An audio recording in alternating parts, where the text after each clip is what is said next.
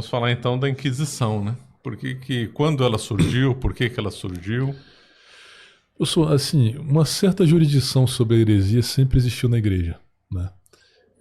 Mas os historiadores falam em 3 inquisições: as episcopais, a Inquisição papal e as inquisições estatais, né? Na Inquisição episcopal era uma certa jurisdição que os bispos tinham sobre as heresias. Ela é bem difusa e bem até inoperante em certo sentido, não conseguiu evitar as grandes ondas de heresia, né? A Inquisição papal, que começa mesmo formalmente em 1215, em Latrão IV, né? E depois as inquisições estatais, marcada notadamente a espanhola e a portuguesa, né? Que são ali do final do século XV, né? Eu só quero saber como é que a Inquisição papal surge, né? Sim. Bom, ela é parte de como eu disse, um certo movimento de centralização do poder papal, né? Ela coincide com o início das universidades, né? Ela coincide com uma intensa atividade legislativa por parte do papado, especialmente durante o papado de Gregório VII, né? E coincide também com a redescoberta do corpus juris civilis, né? Que estava desaparecido, começou a ser estudado, e um impacto da influência do direito romano sobre os juristas ali de Bolonha, né? Ela vem nesse período. E ela é parte de uma transformação completa do poder papal, né? Do poder papal. Então o Papa realmente ele ganha jurisdição num momento muito oportuno, porque as heresias estão se tornando cada vez mais perigosas, socialmente perigosas. A dos cátaros, né? Especialmente a dos cátaros, exatamente, né? O senhor sabe bem que a Cruzada Albigense, como é chamada, ela causou mais de 60 mil mortes, né?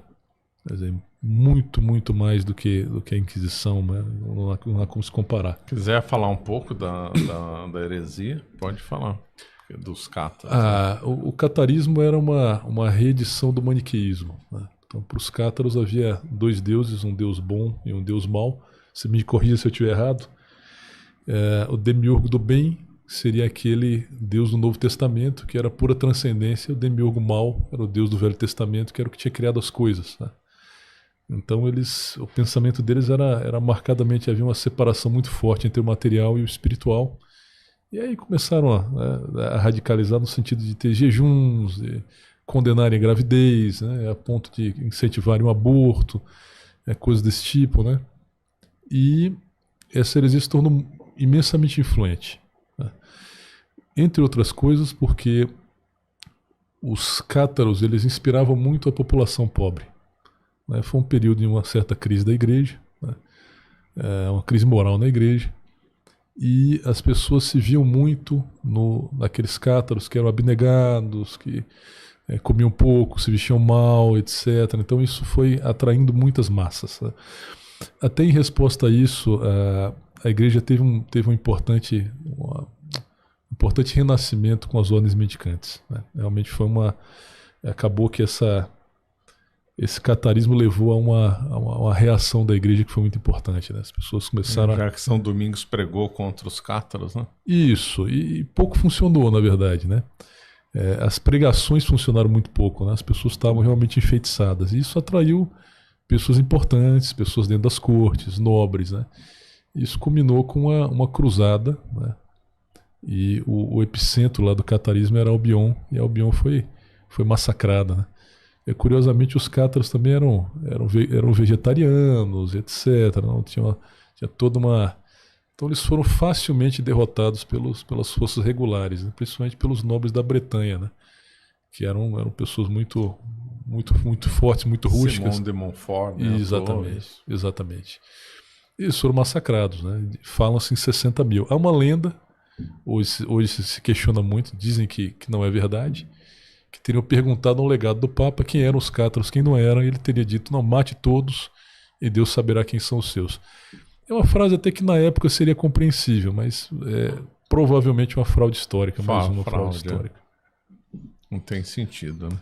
Então as heresias elas eram socialmente perigosíssimas, né? Elas eram e os príncipes começaram a tomar para si o combate às heresias, né?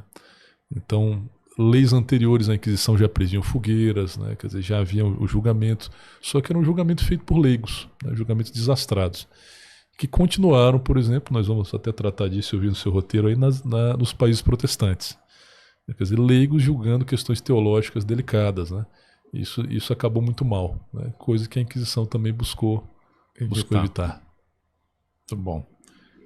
E aí, quando se instalou, então, a Inquisição, que mudança que houve, então? O Papa, então, ele avocou, então, todos os julgamentos para ele, foi isso? E tirou do poder dos príncipes. Para os seus delegados, né? Quer dizer, o inquisidor era um delegado do Papa. É claro que havia recursos que podiam chegar a Roma, né? A Inquisição que retoma o recurso, né? Que havia sido esquecido.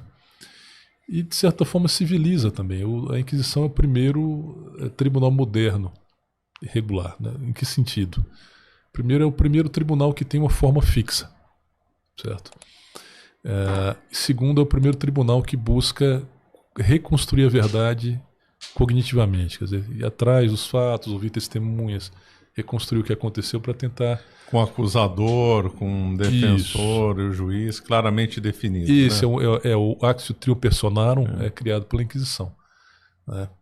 Inclusive a figura de fiscal promotor, né, que é o promotor de justiça hoje, ela é fundada pela Inquisição Espanhola. E a Inquisição Espanhola também é a primeira a dar advogados para os réus pobres, tá? Por opção real. Mas voltando ao assunto, se você pegar o processo como ele acontecia na Alta Idade Média, não havia nenhuma preocupação probatória, por exemplo.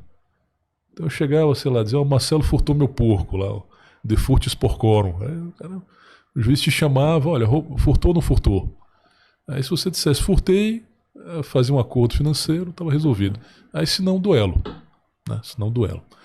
Então não havia, por parte da autoridade judiciária, nenhum esforço para descobrir o que aconteceu. Nada de investigação, nada disso. Nada.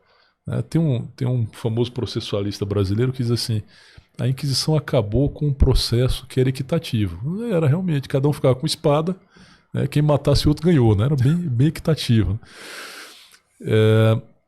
E o processo penal romano, ele buscava reconstruir a verdade, só que ele não tinha forma fixa. Né? Ele era um direito pretoriano, quer dizer, cada juiz decidia a forma como ia colher a prova, se ouvia, se não ia, então não havia forma fixa.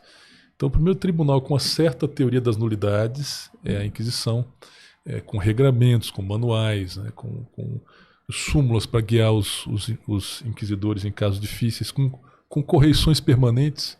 Eles recebiam visitações para ver como é que o tribunal estava se portando, etc. Então, ele é um primeiro tribunal mais ou menos como a gente conhece hoje. E que dava amplo direito à defesa, né? A extinção do habeas corpus é equivalente a dessa, ou é na Península Ibérica? O habeas corpus, com esse nome, ele surge na Inglaterra. Não, mas com o conceito. O conceito é aragonês, mas ele precede esse direito de ser levado ao juiz. Depois de preso, ele surge na Península Ibérica. Na Península Ibérica, o senhor sabe bem também, surgiram várias cartas forais, né? À medida que os portugueses e espanhóis iam tomando as localidades, eles iam... E essas cartas forais, elas eram sempre muito liberais, né? No sentido de liberalismo como uma doutrina de limites ao poder estatal, né? Elas eram sempre muito liberais, né? Havia ali coisas interessantes, proibição de violação de domicílio, limitação tributária, né? E até o direito de ser ouvido por um juiz quando preso, etc, etc. Né? Inclusive, esse foi um dos problemas e foi um dos motivos da criação da Inquisição Espanhola. Quando Fernando e Isabel tomam Granada e etc, eles têm ali um problema em mãos. Eles têm um reino completamente dividido por uma malha de leis, né, que são em cada lugar diferente e geram uma série de deveres ao senhor, né? Então, o primeiro tribunal nacional na Espanha é o Tribunal Inquisitorial, que é o Tribunal Real, etc. Né? Então, eles também... Mas voltando um pouco a papal, né, nessa fase, é muito acusado dos abusos, das torturas, né?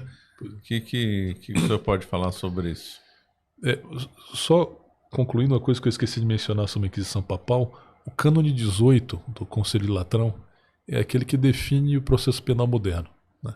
Então ele proíbe o duelo e proíbe as As ordalhas, os juízos de Deus, exatamente, né? Exatamente, ele proibiu ordalho. Então muita gente confundindo ordalho com tortura fala a Inquisição praticava ordalhos. Não, a Inquisição ela é a abolição do ordalho, né? O ordalho é uma prova de sorte judicial, né? Então, em certa medida, a Inquisição ela desmistifica o processo judicial. O senhor perguntou sobre os abusos. As torturas, abusos, quem falta de liberdade de expressão, que é muito relacionado injustamente à Inquisição. Todos esses conceitos trazidos para o passado, eles são muito estranhos, né? Então, vocês, falta de liberdade de expressão. Poxa, é uma coisa que já ninguém pensava, né? Outras pessoas dizem assim, não, a Inquisição ela feria a liberdade religiosa, coisa que não havia em parte nenhuma, ninguém pensava nisso, né? Em nenhum lugar do mundo. Em nenhum lugar do mundo. Quando os hereges tomavam a cidade, eles matavam os católicos. Quando os protestantes venciam no local, eles também impunham o protestantismo. Então, essa liberdade religiosa não existia. Havia, sim, uma guerra de sobrevivência, né? Quem vencia militarmente impunha sua religião e era assim em todos os lugares, né? Como ainda hoje é assim em alguns lugares, né? Mas sobre a tortura, por exemplo, a Inquisição não inventou a tortura, obviamente, né? A tortura existia desde a antiguidade, a tortura judicial, né? Mas a Inquisição colocou 2 limites à tortura. Primeiro, a tortura na Inquisição é um instrumento processual, né? Ou seja, ele era usado para descobrir a verdade num caso, tinha que ser repetida depois, sem tortura, né? E ela só existia em uma sessão. Então, se o sujeito fosse torturado e negasse em juízo, essa tortura não seria válida. E ela era aplicada apenas como instrumento processual e não como pena acessória. Como a pena corporal. As pessoas fazem confusão, né? Isso. De pena corporal com tortura. Isso, as pessoas leem aquele começo de Vigiar e Punir, em que o Foucault traz uma série de situações ali brutais, né? Mas ali são todas situações do Estado moderno, né? Do Estado absolutista moderno, notadamente o francês, né? Em que as penas corporais eram muito comuns, né? Inclusive o esquartejamento, né? A exibição de cadáveres, etc. Então, nada disso existia na Inquisição. Inclusive as execuções eram privadas, né? Aqueles quadros todos que nós temos de Santo Domingos presidindo o auto de fé, etc. Tudo isso é uma licença artística aí que não aconteceu. Eles eram privados, então. Sim. E quando é que eles se tornaram públicos? Os autos de fé? Então, inicialmente, quando o inquisidor chega na localidade, ele criava a chamado período de graça, né? Então ele dava 30 dias em que as pessoas podiam procurá-lo livremente para confessar heresias ou para dizer que estava em dúvida. Mas olha, tem uma posição, ou faço alguma coisa, eu estou em dúvida, né? Então, durante esse período não havia nenhuma pena corporal, né? Nenhuma pena grave, eram penas apenas meramente religiosas, né? A partir de então era instalado o tribunal e esse tribunal recebia os casos, né? E julgava. Eram processos sempre muito longos, professor.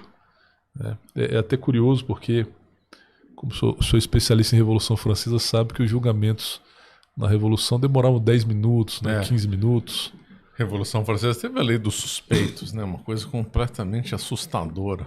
Isso, que é o primeiro caso na história do direito de inversão do ônus da prova. Né? O sujeito tinha que ir lá e provar que não era. E na verdade não adiantava nada. Não adiantava. E ele era executado, acabou. Isso, e sempre uma coisa muito espetacularizada, né? A turma esperando. Você acaba de assistir um corte do Caravelas Podcast. Na tela está aparecendo o episódio completo e outro corte. Muito obrigado pela atenção.